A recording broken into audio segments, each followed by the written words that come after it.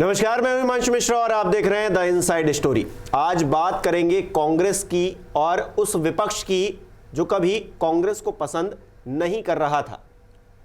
Karnataka election हुए, उसमें जीत हासिल की कांग्रेस ने और एक बड़े मार्जिन से जीत हासिल की, जिसके बाद अब विपक्ष के सुर बदले बदले से नजर आ रहे हैं। कुछ लोगों को मैं कोट कर रहा हूं जिससे आप समझ पाएंगे कि किस तरह से उन्होंने जो उनके पहले के बयान रहे हैं और अब जो बयान आ रहे हैं वो कहीं ना कहीं उस बदलाव को दर्शा रहे हैं। ममता बनर्जी, आप तो जानते ही हैं कि वो कांग्रेस से किस तरह से बिहेव करती आई हैं, अभी तक उसको लेकर किस तरह का उनका रिएक्शन रहा है। वो अब ये कह रही हैं कि कांग्रेस जहां मजबूत है हम उसका समर्थन करने के लिए तैयार हैं। यानी कि एक तरह का जो गठबंधन जो 2024 में बनने के लिए बातें हो रही थी उसकी तरफ बढ़ते हुए कदम ये नजर आते हैं और ये बदलाव कर्नाटक की जीत के बाद से दिखने लगे हैं, झलकने लगे हैं। इसके अलावा नवीन पटनायक साहब क्या कह रहे हैं? वो कह रहे हैं सिंगल या डबल इंजन की सरकार कोई मायने नहीं रखती है। यानी कि वो भी साथ में आने के लिए एक तरह से आगे बढ़ते हुए नजर आ रहे हैं। तो तमाम लोग ऐसे हैं विपक्ष के। एमवीए की बात करें महाराष्ट्र में, वहाँ भी कुछ ऐसी ही तस्वीर नजर आती है। पहले सब बिखरा बिखरा सा अलग अलग बयान देते हुए नजर आ रहे थे, लेकिन जब से कर्नाटक की जीत हुई है कहीं ना कहीं एक उत्साह नजर आ रहा है एमवीए में भी। इसको लेकर आज बात करेंगे कि उत्साह आखिरकार क्या 24 तक चल पाएगा। संजीव त्रिवेदी जी वरिष्ठ पत्रकार हमारे साथ हैं। संजीव जी, काफ़ी दिन कर्नाटक में आप रहे, वहाँ की नब्ज टटोली, क्या नज़र आ रहा है ये जो विपक्ष वाला एंगल है? क्योंकि एक जीत ने उत्साह तो बढ़ाया है, इस बात में शक नहीं है, लेकिन क्या ये 24 तक चल पाएगा, ये एक बड़ा सवाल है। एक स्थिति की कल्पना कीजिए, जब जीत नहीं होती तो क्या होता। अगर जीत नहीं होती तो कांग्रेस के लिए एक और हार, और जो भारतीय जनता पार्टी बार बार कांग्रेस मुक्त भारत की बात कहती थी उस पर एक और मोहर लग जाती। पर बात यहीं पर नहीं रुकती। जो ऑपोजिशन एक अलायंस बनाने की कोशिश कर रहा है भारतीय जनता पार्टी के खिलाफ, उस पर भी एक करारा प्रहार हो जाता कि जब कांग्रेस ही नहीं हरा पा रही है, आप क्या हरा पाएंगे हमें। और कांग्रेस को वो जिस तरह से ऑपोजिशन के पार्टनर्स हैं वो लेते थे, वो एक उनके साथ दुराव जो है और ज़्यादा बढ़ जाता। पर जैसा कि कहा जाता है कि सक्सेस हैज़ मैनी फादर्स, जो जीता वही सिकंदर। तो इतनी ज़बरदस्त जीत हुई है कर्नाटक में, तो उसके राजनीतिक मायने तो ज़रूर होंगे, क्योंकि अपने अपने राज्यों में चुनाव जीतकर, चाहे अरविंद केजरीवाल हों, चाहे वो ममता बनर्जी हों, चाहे वो नवीन पटनायक हों, चाहे वो नीतीश कुमार हों, तेजस्वी यादव हों, केसीआर हों, सब तो अपने ही राज्यों में, केवल आम आदमी पार्टी को छोड़ दीजिए तो सब अपने अपने राज्यों तक ही सीमित हैं। और वो कांग्रेस को कह रहे थे कि कांग्रेस दरअसल ऐसी पार्टी नहीं है जिसके साथ गठबंधन बनाया जाए, भारतीय जनता पार्टी की वो मदद करती है। ममता बनर्जी ने ये भी कहा था, और अखिलेश यादव ने तो साफ कह दिया था कि किसी भी बड़े दल के साथ हमारा कोई गठबंधन हो ही नहीं सकता है। अब अचानक हृदय परिवर्तन कर्नाटक के नतीजों से हो जाता है। कर्नाटक के नतीजों के बाद एक प्रेस कॉन्फ्रेंस ममता बनर्जी की हुई, और ममता बनर्जी ने बड़े स्वच्छ भाव से कहा कि उस ऑपोजिशन अलायंस का जिसकी हम चर्चा हमेशा करते हैं उसका हिस्सा है कांग्रेस, कांग्रेस उसका हिस्सा है, पर कांग्रेस को उन्हीं जगहों पर लड़ना चाहिए जहां पर वो मजबूत है, और जहां जहां हम मजबूत हैं हमें समर्थन उनका चाहिए, उन्हें हमारा समर्थन करना चाहिए, और इसी तरह से हम भारतीय जनता पार्टी को टक्कर दे पाएंगे। उस स्थिति से जहां पर वो कांग्रेस के साथ कोई संबंध ही नहीं रखना चाहते थे, संबंध रखने लायक नहीं समझते थे, वहां से एक स्थिति में बदलाव आता है। और अब ये कहते नजर आ रहे हैं तमाम लोग, चाहे वो ममता बनर्जी ही क्यों ना हो जो सबसे प्रमुख हैं, और उनके अलावा अखिलेश यादव ने भी ये बात कही है कि हम ऑपोजिशन अलायंस जो बना रहे हैं, कांग्रेस उसका हिस्सा तो है, लेकिन उसे वहीं लड़ना चाहिए जहां जहां वो मजबूत है। मतलब है कि उत्तर प्रदेश में वो चुनाव हमारे बराबरी में आकर के न लड़े या हमसे सीटें न मांगे, कुछ सीटें होंगी तो हम दे देंगे। उत्तर प्रदेश में आप मजबूत नहीं, आप कर्नाटक में मजबूत हैं, वहाँ हम नहीं हैं, हम आपका समर्थन वहाँ करेंगे, आप हमारा समर्थन यहाँ कीजिए। ये शर्तें हैं, लेकिन हृदय परिवर्तन हुआ है और एक साथ लड़ा जा सकता है कांग्रेस और विपक्षी दलों के बीच एक जो एका है, जो पहले नहीं था, वो इस जीत ने आकार दे दिया है। अब कुछ राज्यों के और इलेक्शंस होने हैं, खास तौर पे जो बड़े राज्य हैं उसमें तो राजस्थान, छत्तीसगढ़ और मध्य प्रदेश, तेलंगाना में भी होना है। तो यहाँ की जीत और हार भी मायने रखेगी। ये जो विपक्ष का हृदय परिवर्तन हुआ है, ये बहुत बड़ा फैक्टर रहेगा कि अगर इन राज्यों में कांग्रेस हारती है तो ये हृदय परिवर्तन फिर से परिवर्तित हो जाए, मतलब जो अभी पॉजिटिव दिख रहा है वो फिर से नेगेटिव हो जाए। तो यहाँ पर भी अब कांग्रेस को परफॉर्म करके दिखाना होगा कि हाँ, हम लड़ सकते हैं। अगर आप यहाँ पर लड़ते हुए नजर नहीं आएंगे तो फिर वही हाल हो जाएगा जो पहले था। देखिए, अभी इस वक्त जो हालात हैं, भारतीय जनता पार्टी पहले करीब 70% राज्यों पर काबिज थी। वो दक्षिण का एक राज्य भी था, उत्तर के कई राज्य थे। आज की तारीख में वो आंकड़ा 40-45% के ऊपर आ गया है। उसकी पकड़ में थोड़ी कमी तो आई है, कुछ राज्य हाथ से निकले हैं। पंजाब में पहले भी नहीं थे, अब भी नहीं है, लेकिन हिमाचल में थे, वो हाथ से निकल गया। कर्नाटक में थे, वो हाथ से निकल गया। तो इस तरह से हम पाते हैं कि वो जो पकड़ थी उनकी थोड़ी कमज़ोर हुई है। अब ऐसे में जाहिर है कि जब आने वाले 3 राज्यों के चुनाव होते हैं और तेलंगाना के होते हैं, तो कांग्रेस से फिर उनकी टक्कर होगी। सीधे टक्कर इन तीनों राज्यों में, राजस्थान, छत्तीसगढ़, मध्य प्रदेश में तो है ही है, वहाँ पर केसीआर के साथ है। अब यहीं से इस ऑपोजिशन अलायंस की परीक्षा शुरू होती है। बड़ा करीब होगा 2024 जब ये चुनाव होंगे जिनकी चर्चा आप कर रहे हैं। 2024 के फरवरी, मार्च, अप्रैल में ये चुनाव गरमा जाते हैं लोकसभा वाले, और उसके ठीक पहले अक्टूबर, नवंबर में ये चुनाव होते हैं 4 राज्यों के।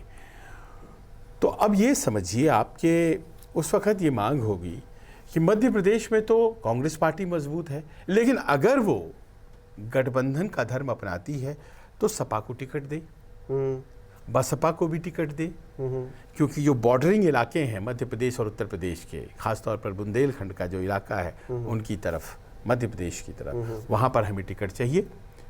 हमें भिंड, मुरैना में टिकट चाहिए, हमारी राजनीति वहाँ असर करती है।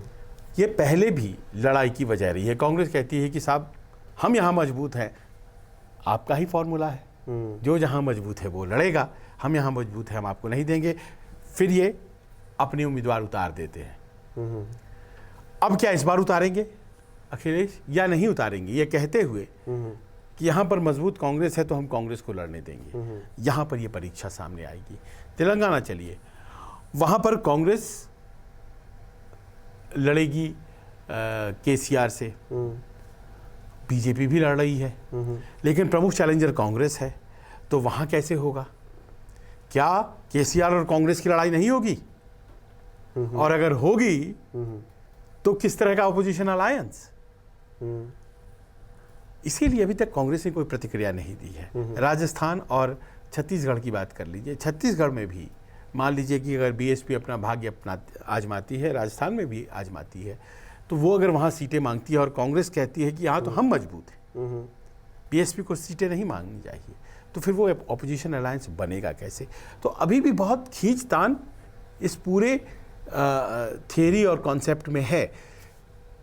पर अगर मान लीजिए कि मोटे तौर पर ये सहमति बन रही है, इस जीत के आधार पर जो प्लेटफॉर्म मिला है उस पर खड़े होकर के लोग आपस में एका हो जाए, कुछ इस तरह की बातें कर रहे हैं, तो वही हासिल है इस जीत का। मैंने आपको प्रैक्टिकल प्रॉब्लम पिछले चुनाव के साथ जो आए थे कि मध्य प्रदेश में हमें भाई चाहिए, हमें लड़ना है, तो कई सीटों पर समाजवादी पार्टी ने उतार दिए अपने उम्मीदवार, उसमें से कुछ जीत भी गए, बीएसपी भी ने उतारे, उसमें से कुछ जीत भी गए। उस जीत में पता चला कांग्रेस कई जगहों पर हारी। तो क्या ये इस तरह की बातों से कॉमन अंडरस्टैंडिंग बन पाएगी कि नहीं बन पाएगी? और अगर नहीं हो सकती है तो फिर तो ये बातें बेकार हैं। और कांग्रेस अभी तक इस तरह की बातों पर कोई प्रतिक्रिया नहीं दे रही है। आपने देखा होगा वो चुप है। उसकी चुप्पी की वजह यही है कि सामने राजस्थान, मध्य प्रदेश और छत्तीसगढ़ के चुनाव हैं, जहां पर ये पार्टियां अपना किस्मत आजमाएंगी। तेलंगाना की चुनाव है जहां केसीआर के साथ किस तरह का संबंध रखा जाए ये तय होना बाकी है। क्या गठबंधन में चले जाए? अगर गठबंधन में आप चले जाते हैं, कांग्रेस हैं, गठबंधन में चले जाते हैं, तो आप मानकर चलिए कि आपकी पार्टी का अस्तित्व वहां खत्म हो जाता है, क्योंकि मुख्य विपक्ष वहां पर बीजेपी बन जाती है। तो क्या ये स्वीकार्य होगा कांग्रेस को? बिल्कुल नहीं होगा। तो अगर उनके खिलाफ लड़ेंगे तो फिर 24 में एका कैसे होगा? अब इन निटी ग्रिटीज को कौन सॉल्व करेगा? असली चुनौती यहाँ है। एक स्थिति को हम ये भी देखें कि अगर मान लीजिए इन 3 राज्यों में जो बड़े बड़े राज्य हैं वहाँ पर अगर कांग्रेस फिर से आ जाती है, वापसी कर लेती है, मध्य प्रदेश में हालांकि चुनाव जीते ही थे, बाद में पासा पलट गया, अब मान लीजिए यहाँ पर फिर से अगर रिपीट कर जाती है, तो कांग्रेस शायद इसलिए भी चुप है कि वो अपने आप को आजमा रही है अभी कि हम कितने मजबूत हैं। अगर हम इन राज्यों में भी जीत गए तो फिर हम शायद आम चुनाव भी जीत जाएं, अगर उसके दिमाग में ये बात रही। और विपक्ष तो चाहता है वहाँ पर कि कांग्रेस के साथ मिलकर अलायंस करके लड़ा जाए, लेकिन फिर हो सकता है कांग्रेस ना चाहे कि हम अन्य दलों के साथ जाएं, क्योंकि उनको शायद ये फीलिंग आए कि हम तो अपने आप में बहुत मजबूत हो गए हैं।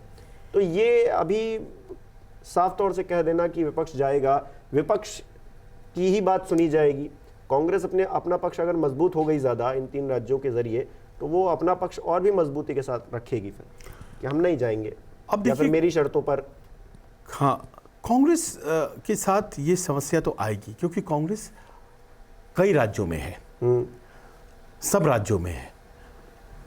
बाकी के दल जो हैं, जो इस तरह की बातें शर्तों के रूप में सामने रख रहे हैं, जैसे ममता जी हुई, अखिलेश जी हुए, तो वो तो अपने अपने राज्यों में महदूद हैं। कांग्रेस के साथ ये टिपिकल समस्या है। पहले तो सैद्धांतिक रूप से ये तय होना चाहिए कि ये 1-on-1 फाइट जो है ये बीजेपी को हरा सकता है क्या, या किसी भी मजबूत सत्ता पक्ष के दल को हरा सकता है क्या? क्या ये फॉर्मूला ट्राइड एंड टेस्टेड है? क्या एक बीजेपी का उम्मीदवार, एक ऑपोजिशन का उम्मीदवार, ये दोनों लड़ जाएं तो क्या ऑपोजिशन वाला जीत जाएगा क्योंकि सारे मिल जाएंगे? कई बार ऐसा नहीं होता है। उत्तर प्रदेश के 2019 में लोकसभा के चुनाव जो लड़े गए थे उसके प्राइम एग्जाम्पल हैं। बीएसपी सपा दोनों लड़ गए और फिर भी भारतीय जनता पार्टी 60 से ऊपर सीट लेकर के आई 80 में। उसकी खास वजह यह है कि जो कोर वोटर है बीएसपी का, वो बहुत आसानी से सपा को वोट नहीं दे पाता है। और वही हाल सपा का भी है। हालांकि सपा का दावा है कि हमने अपने वोट ट्रांसफर करा दिए थे, बीएसपी ने अपने वोट हमें ट्रांसफर नहीं कराए थे। मान भी सकते हैं क्योंकि बीएसपी के ज्यादा जीते थे, 10 सांसद बन गए थे और सपा के 5 ही सांसद लोकसभा में जीते थे, तो मैं मान भी सकता हूं इस बात को। तो होता यूं है कि आपकी अदावत रही जीवन भर, अचानक से आपने 2 नेताओं ने ऊपर तय कर लिया, तो क्या नीचे काडर भी मिल जाएगा? अगर मान लीजिए कि जाटव और यादव के बीच कहीं झगड़े रहे हैं, पहले की राजनीति ऐसी रही है, तो अचानक से सब कुछ बदल जाएगा क्या? तो ये एक बहुत वोटर को भी समय चाहिए होता है, प्रैक्टिकल प्रॉब्लम है। इस तरह के जो है गठबंधन ना हमेशा सफल नहीं हुए हैं, उनको समय लगता है सफल होने में। आर्टिफिशियल कॉन्स्ट्रक्ट आप बना लीजिए, वो सफल। तो पहले तो ये तय होना है। दूसरी बात कि इन राज्यों में जब चुनाव होते हैं तो हो सकता है कि कहीं किसी सीट पर त्रिकोणीय संघर्ष जो है वो बीजेपी को हराने में ज्यादा मददगार हो। केवल एक आमने सामने की लड़ाई से ही बीजेपी हारेगी ऐसा नहीं है। बीजेपी को सफलता भी मिल सकती है त्रिकोणीय संघर्ष में, लेकिन कई जगहों पर आप लड़ते हैं तो वो राज्य विशेष के वोट का जो हिसाब किताब है वो तय करेगा इस बात को।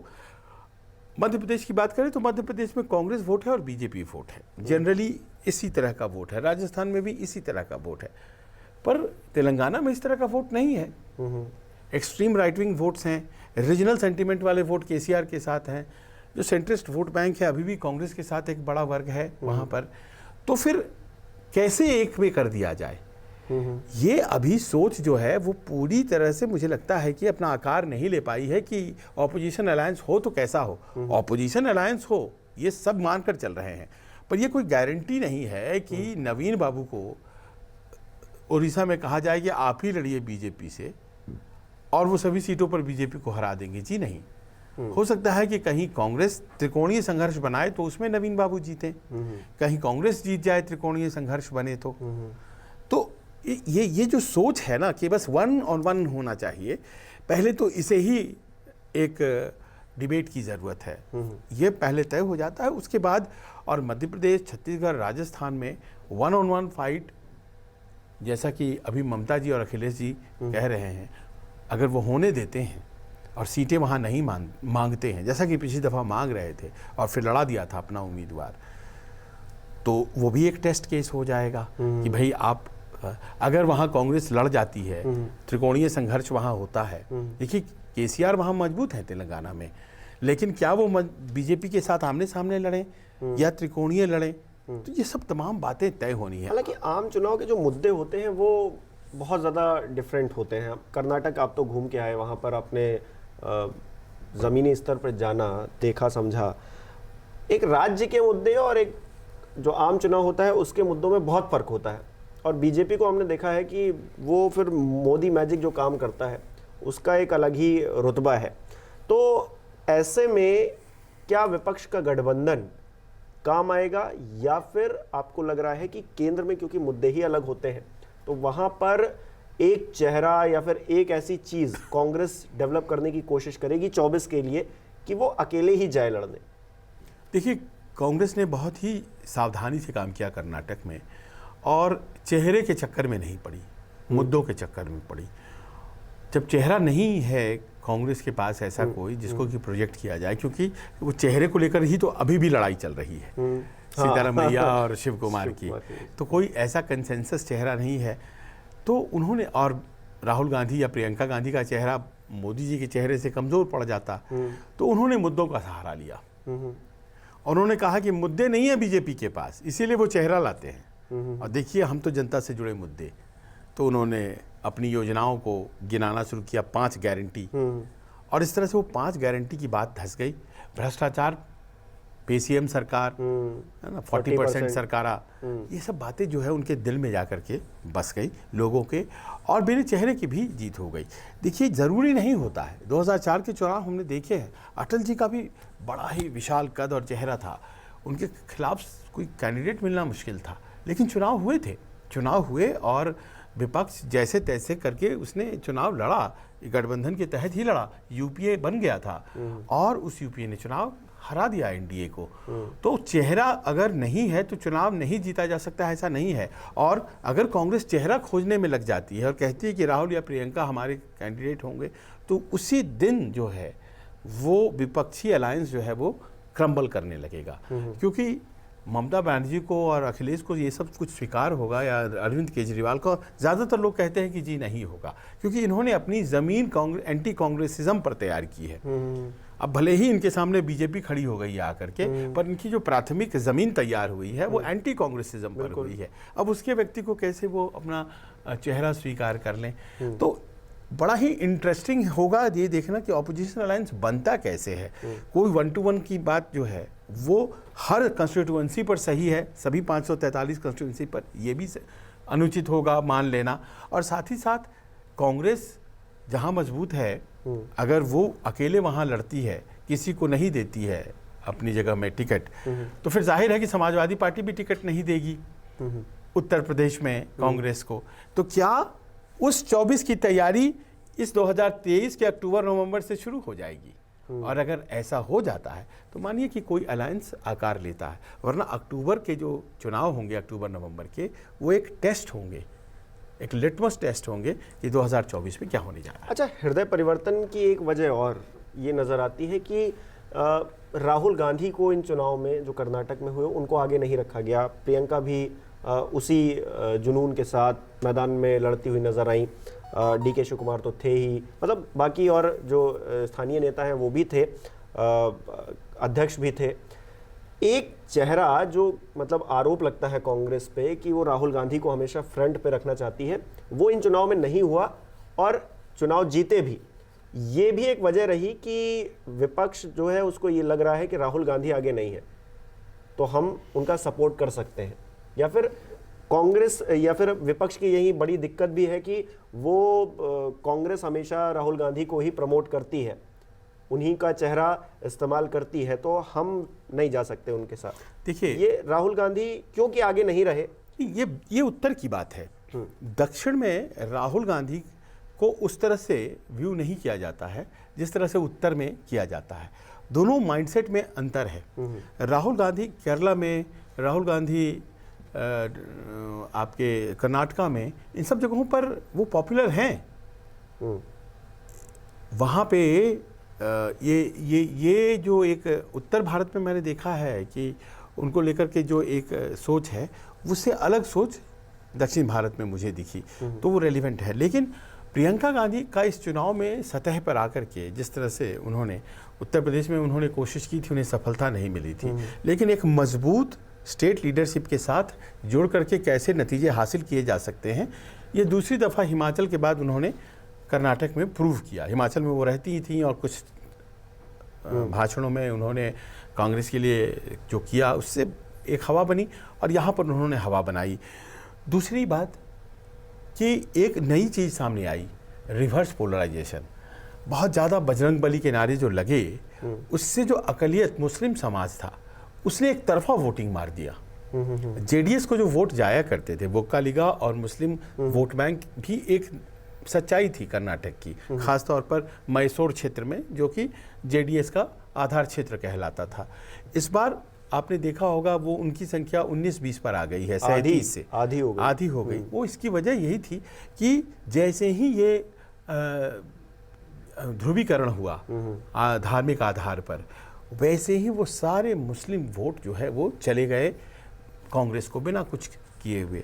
निखिल कुमार स्वामी जो एचडी कुमार स्वामी के लड़के हैं और देवेगौड़ा के पोते हैं, वो अपना चुनाव हार गए, उस सीट से हार गए जिसको कि उनकी माँ ने खाली किया था उनके लिए, इसलिए कि उसमें मुस्लिम बहुल सीट थी और सारे मुस्लिम वोट चले गए कांग्रेस को।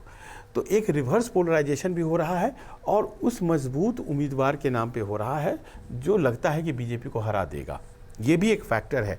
शायद यही वजह है कि ममता बनर्जी वगैरह चाह रही हैं कि कांग्रेस को भी साथ रखो, क्योंकि अगर मान लीजिए साथ नहीं रखते हैं और कांग्रेस हर जगह खड़ी कर देती है अपने उम्मीदवार पश्चिम बंगाल में, तो वोट डिवीजन का जो खतरा है वो तो वर्तमान रह जाएगा। नहीं, जैसे आरोप लगते हैं ना कि कांग्रेस मतलब राहुल गांधी को आगे करके इलेक्शन हार जाती है और बीजेपी जीत जाती है, तो वो जो ये आरोप है वो यहाँ पर थोड़ा बहुत डाइल्यूट होता हुआ नजर आया। वो अपने आप में मुझे लगता है कि बहुत कॉन्शियस तरीके से नहीं किया गया।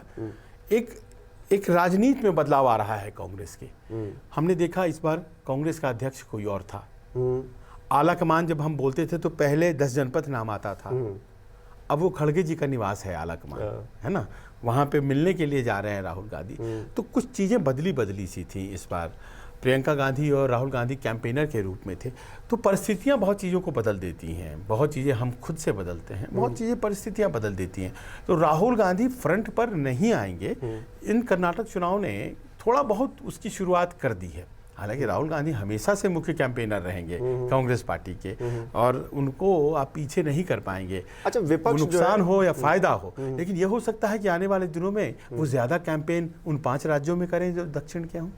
मुझे ऐसा 130 सीटें हैं वहाँ, और हो सकता है कि वो अपने कैंपेन को केरल, तमिलनाडु, आंध्र, तेलंगाना और कर्नाटक में सीमित करें। संभव है कि वो अपने कैंपेन को जम्मू कश्मीर में करें, वहाँ भी खासी सफल। भारत जोड़ो जहाँ जहाँ उन्होंने किया है वहाँ वो करें। कहते हैं कि भारत जोड़ो से जहाँ जहाँ गुजरी थी 99% सीटों पर जीत हो गई कर्नाटक में। तो उनका भी अपना एक उपयोगिता है, उसको कैसे आप उपयोग करते हैं वो है। क्योंकि अगर राहुल गांधी ये मानते कि मैं ही सब कुछ हूँ तो वो कांग्रेस अध्यक्ष का पद नहीं छोड़ते, पर उन्होंने छोड़ा है इस बात को। उनके साथ आज एक ट्रैक्शन पॉइंट ये है कि उनसे घर ले लिया गया, सांसदी ले ली गई, इसको लेकर वो घूम रहे हैं। तो उनके पास एक विक्टिम कार्ड है, उसका इस्तेमाल जो है वो कई जगहों पर कर्नाटक में मुझे ऐसा फील होता है कि विपक्ष जो है राहुल गांधी को किंग बनता हुआ नहीं देखना चाहता है, लेकिन किंग मेकर की अगर वो भूमिका में रहते हैं तो कोई दिक्कत नहीं है विपक्ष को। ये मुझे ऐसा एक फील होता है। और वो प्रियंका गांधी की जो छवि है उसको देखिए इस बार एक पहला चुनाव हाल के दिनों में मैंने देखा जिसमें सोनिया गांधी भी उतरी, प्रियंका गांधी भी उतरी, राहुल गांधी भी उतरे। हालांकि सोनिया बोली बहुत ज्यादा रही उन्होंने। हाँ पर मतलब आप देखिए उपस्थिति होना उनकी तीनों बॉक्स बड़ी टिक हो गए। हाँ, कोई एक, अब राहुल गांधी नहीं पहुंचे थे हिमाचल नहीं गए थे, है ना। और तो इस तरह से आप देखिए कि प्रियंका गुजरात शायद नहीं गई थी या एक आधी जगह गई होंगी, मुझे ठीक से याद नहीं है। राहुल गांधी ही घूमे थे वहाँ पे। हाँ तीनों आए, यानी कि तीनों का जो डिफ्यूज्ड लीडरशिप एंड असर जो है गांधी परिवार का, वो तीनों के जरिए हुआ, है ना। कोई एक चेहरा नहीं रहा। तो आपकी बात कहीं ना कहीं प्रकारांतर से सही है। ताकत तो पूरी झोंकी गई, इस बात में कोई शक नहीं है। और अगर मान लीजिए कि राहुल गांधी पीछे रह करके लड़ सकते हैं, है ना, और जिता सकते हैं, तो उसका एक फॉर्मूला कर्नाटक ने दिया। इसीलिए कह रहा हूँ कि कर्नाटक ने बहुत से उदाहरण पेश कर दिए हैं। अब इन उदाहरणों को कैसे इस्तेमाल करते हुए ऑपोजिशन अपने आप को मजबूत करता है, क्योंकि मानकर चलिए कि एक हार से भारतीय जनता पार्टी के जो कोर स्ट्रेंथ्स हैं वो सीमित नहीं हुए हैं। वो दक्षिण भारत था, उत्तर भारत और पश्चिम भारत, गुजरात, महाराष्ट्र और ये उत्तर का पूरा क्षेत्र है। ये जो ताकतवर क्षेत्र है, 130 सीटों पर शायद वो उतनी मजबूत नहीं है। कर्नाटक में तो है मजबूत, क्योंकि पिछली बार 28 में से 21 सीटें उसके पास थी। तो लेकिन बाकी के क्षेत्रों में वो अभी भी उतनी मजबूत है जहां भारतीय जनता पार्टी की अपील अभी है, और उसको काउंटर करने के लिए एका तो बहुत जरूरी है। चलिए देखते हैं कि क्या होता है। हालांकि कांग्रेस का जिस तरह का इतिहास रहा है, लोग अक्सर इस बात का जिक्र कर देते हैं कि राहुल गांधी प्रधानमंत्री बनना चाहते हैं या कि उनकी इच्छा है। इतिहास तो ऐसा रहा है कि चाहती तो सोनिया गांधी भी बन जाती, लेकिन बनवाया तो उन्होंने मनमोहन सिंह जी को। हाँ, और फेस वो रहे, बैकहैंड से भले ही वो सपोर्ट और वो सारी चीजें रहीं, फैसले वो लेती रहीं या फिर जो भी चीजें थी, लेकिन बहुत आसान नहीं होगा। आप सही कह रहे हैं। देखिए 200 सीटें ही अभी दे रहे हैं कांग्रेस को ऑपोजिशन वाले, कह रहे हैं कि आप 200 सीटों पे लड़िए। जो रिपोर्ट्स हैं कि आप भाई इतने ही पर आप मजबूत हैं इस देश में। अब 543 सीटें हैं, इतने कम पे कांग्रेस मानेगी क्या? अगर मान जाती है तो 200 सीटों पर प्रधानमंत्री कैसे बनिएगा? स्ट्राइक रेट 50% है ना, कंसेंसस कहाँ से आएगा? हो सकता है कि आपसे थोड़ा ही कम ममता बनर्जी लेकर के आ जाएं। तो इस तरह से अभी बहुत दिक्कत है। चेहरा प्रधानमंत्री का अब कोई कांग्रेस से बन करके आएगा, ये करीब करीब संभावना खत्म है। हालांकि ये दूर की गोटी है। अभी तो ये कि विपक्ष के सुर बदल गए हैं। इस जीत ने एक ऑक्सीजन देने का काम किया कांग्रेस को, और आगामी जो इलेक्शंस होने वाले हैं, आने वाले हैं जिन राज्यों के, वहां की जीत हार भी बहुत मायने रखेगी। और विपक्ष के जो सुर बदले हैं वो सुर फिर भी पलट सकते हैं अगर हार हुई तो। आपको क्या लगता है, हमें कमेंट करके जरूर बताएं। बहुत बहुत शुक्रिया।